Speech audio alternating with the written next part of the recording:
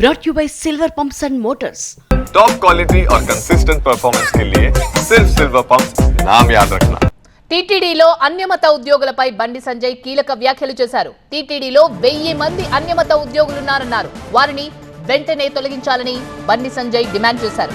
ఈ విషయంలో టీటీడీని రిక్వెస్ట్ చేయడం లేదు, ఘాటుగా హెచ్చరిస్తున్నా అన్నారు. ఇంకెన్ని రోజులు అన్యమతస్తులను కొనసాగిస్తారు? వెంటనే ఫుల్ స్టాప్ పెట్టాలని ఆయన డిమాండ్ చేశారు. ఓటు బ్యాంక్ రాజకీయాలకు టీటీడీని వాడుకోవద్దు అంటూ ఆయన స్ట్రాంగ్ గానే వార్నింగ్ ఇచ్చారు. టీటీడీ ఈ దేవస్థానంలో దాదాపు 1000 మందికి పైగా ఇతర మతస్థులు. స్వామివారి మీద విశ్వాసం, నమ్మకం లేదు. హిందూ సనాతన ధర్మం మీద వారికి ఆలోచన లేదు.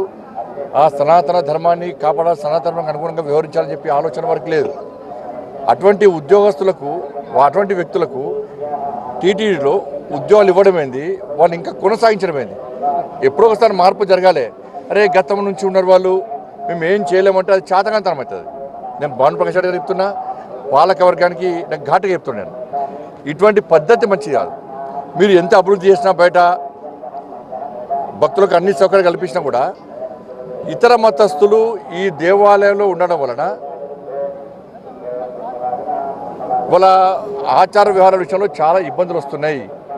అది బయటికి రాకపోవచ్చు.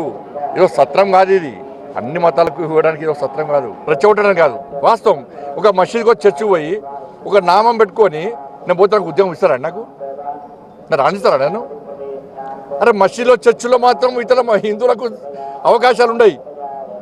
కానీ ఇదే సత్రం అయిదవన్నా కుక్కడికి వస్తున్నాయా పైసలు కాస్త అంతా కూడా? ఎవరు ఆలోచన ఇది? ఎప్పుడు మారుతుంది? ఇంకా మారాల్సిన బాధ్యత, మార్చాల్సిన బాధ్యత ఉందా లేదా?